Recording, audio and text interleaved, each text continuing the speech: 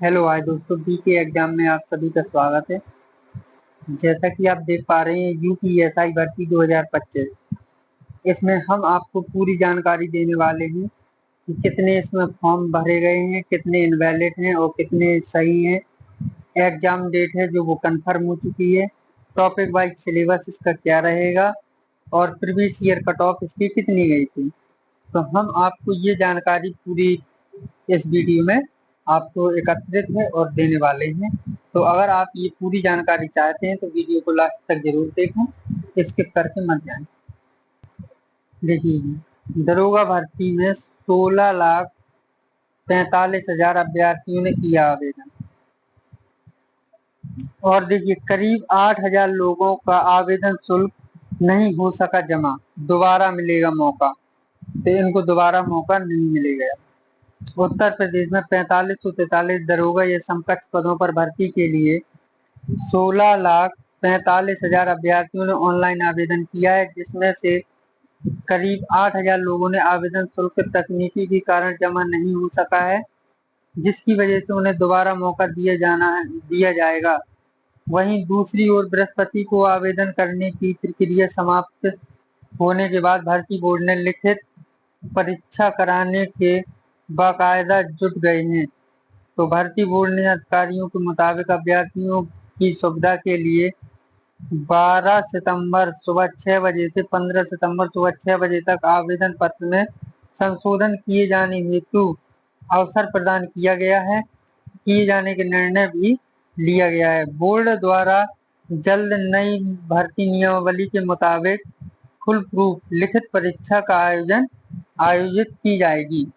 तो देखिए, जो इसका एग्जाम है वो बहुत जल्द होने वाला है। चलिए वो भी हम आपको बताते हैं कि एग्जाम कब होगा इसका। जिसने भी अपना फॉर्म गलत कर लिया हो भरने में, तो वो अभी सुधरवा सकता है। अभी एक मौका उसे मिला हुआ है। और देखिए, हम आपको बताने वाले हैं एग्जाम की। दरोगा भर्ती की लिखित परीक्षा कराने में लगभग 3 माह का वक्त लगेगा। इससे पूर्व अगले माह police computer operator grade A के पदों पर 2023 की लिखित परीक्षा कराए जाने की तैयारियां हुई। तो आपका जो एग्जाम है वो 3 महीने बाद ही होगा। सितंबर चल रहा है, अक्टूबर, नवंबर, दिसंबर, ये आप मान के चलिए कि दिसंबर और जनवरी में आपका एग्जाम होगा 99%।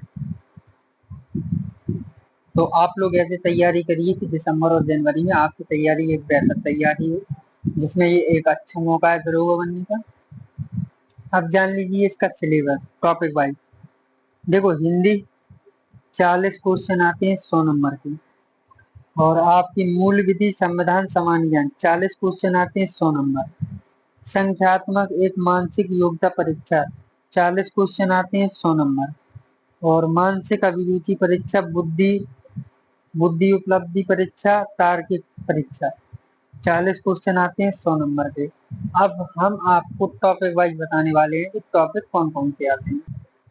देखिए, हिंदी का सिलेबस, हिंदी और अन्य भारतीय भाषाएं, भाषाओं के बारे में। दूसरा, हिंदी व्याकरण का मौलिक ज्ञान होना चाहिए। हिंदी वर्णमाला, तद्भव, तत्सम, पर्यायवाची, विलोम शब्द, अनेकार्थी, वाक्यांश के स्थान पर एक शब्द, समरूपी, विभिन्नार्थी शब्द, अशुद्धियों के वाक्यों को शुद्ध करना, लिंग, वचन, कारक, सर्वनाम, विशेषण, क्रिया, काल, वाच्य, अवयव, उपसर्ग, प्रत्यय, संधि, समास और विराम चिन्ह, मुहावरे एवं लोकोक्तियां, रस, छंद, अलंकार आदि। देखो, अपठित बोध, प्रसिद्ध कवि, लेखक एवं उनकी प्रसिद्ध रचनाएं, 5 हिंदी भाषा पुरस्कृत पुरस्कार, विविध। तो ये आपका हिंदी सिलेबस है जो हमने आपको पूरा बता दिया। ये टॉपिक आपको तैयार करना है। हर टॉपिक से 1 या 2 क्वेश्चन आते हैं आपके।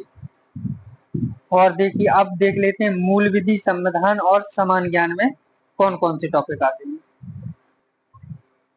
देखिए, भारतीय न्याय संहिता एवं भारतीय नागरिक सुरक्षा, महिला, बच्चों, अनुसूचित जाति सदस्यों आदि को संरक्षण देने संबंधित विविध प्राविधान, यातायात नियमों को, पर्यावरण संरक्षण, वन्य जीव संरक्षण, मानव अधिकार संरक्षण, सूचना अधिकार अधिनियम, आयकर अधिनियम, भ्रष्टाचार निवारण अधिनियम, राष्ट्रीय सुरक्षा अधिनियम, आईटी अधिनियम, साइबर अपराध, जनहित याचिका, महत्वपूर्ण न्यायिक निर्णय, भूमि सुधार, भूमि अधिग्रहण, भू राजस्व संबंधित, ये मतलब इतने वो आते हैं आपके टॉपिक किसमें, मूल विधि में।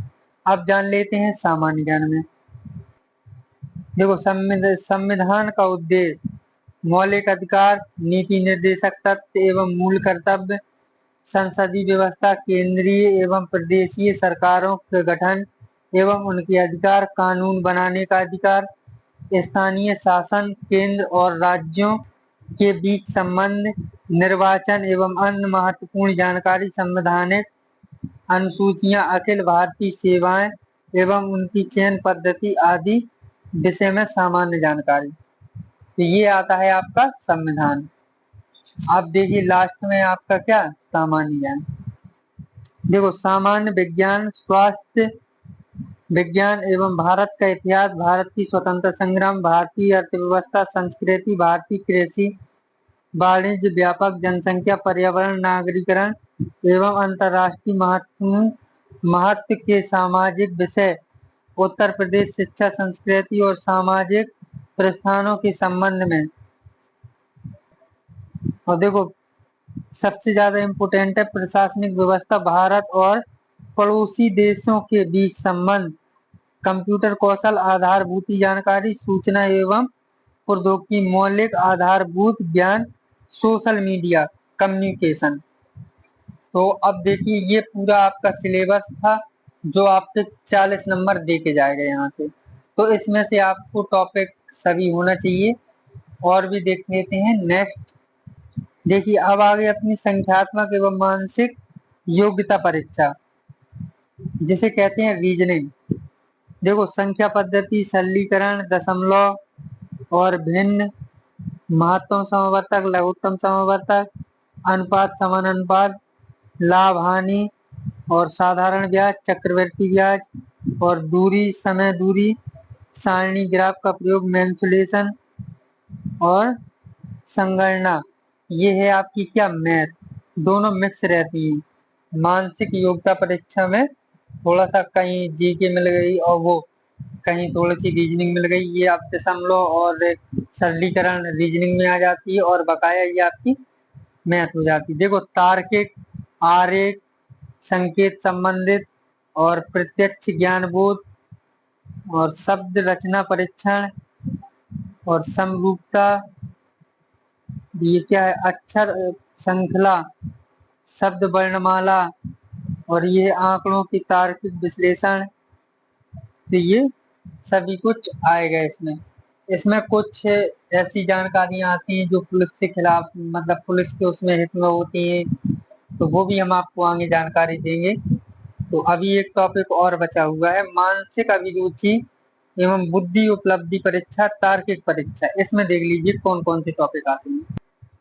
देखो संबंध का आंशिक समानता और आसमान का चिन्हित करना, श्रृंखला को पूरी करना और संकेत लिपि, संकेत को समझना, दिशा ज्ञान, जो आपके यहाँ सकरी पुलिया है तो उसका संकेत बना रहता है, और चौड़ा रोड है कहाँ है आप ओवरटेक कर सकते हैं, समय क्रम परीक्षण, बैन आरेख चार्ट और गणित योग परीक्षण। और ये क्या है, क्रम में व्यवस्थित करना, समरूपता, समानता, विभिन्नता, विश्लेषण, निर्णय, संबंध, तो वर्गीकरण दिया था, आकृति वर्गीकरण और अंकगणितीय संख्या, प्रतीकों के चिन्ह और समक्षता, अमूर्त विचारों का। तो ये सब टॉपिक हैं। आपको ज्यादा मैथ और रीजनिंग और आपकी संविधान, हिंदी, इन 3-4 चीजों में अगर फोकस कर लिया तो आप 4 स्टार ले जाएंगे। कितने, 4 स्टार, 2 स्कंदे पे 2 स्कंदे पे। इसकी एक जानकारी और है, तो वो भी हम आपको जानकारी इसी वीडियो में दे रहे हैं। देखिए जो इसमें टॉपिक वाइज टॉपिक वाइज पास होना पड़ता है तो वो आपके हैं 35%, और ओवरऑल आपके जो 400 नंबर होते हैं उसमें से आपको 50% लाना पड़ता है, 200 नंबर। तो आपका इतने में सिलेक्शन तो होगा नहीं। आप ये मान के चलिए कि 270 280 के बीच में अगर आपके नंबर ले आते हैं तो लगभग लगभग आपका 99% सिलेक्शन हो जाएगा। जो इसकी पिछली मेरिट गई थी तो वो कितनी गई थी, देखिए जो एससी थी वो आपके 110 से 112, और आपकी जो ओबीसी थी तो ये आपके 115 से 117, ये नॉर्मलाइजेशन के हिसाब से गई थी इसलिए ऐसे बता रहे हैं। जो आपकी जर्नल थी तो वो आपकी 121, एसटी कम गई थी आपकी, ये गई थी आपकी 101 के आसपास। तो ये आपकी पिछली मेरिट थी। आपके 3 ईयर से पिछली मेरिट की वीडियो हम अलग लेके आएंगे, तो वो वीडियो हम अलग आपको देंगे। तो ये आपका टॉपिक था और ये हमने आपको पूरी जानकारी दे दी। तो अगर आपको हमारी वीडियो अच्छी लगे तो प्लीज चैनल को सब्सक्राइब एंड वीडियो को लाइक कीजिए। मिलते हैं नेक्स्ट वीडियो में, तब तक के लिए धन्यवाद। All the best.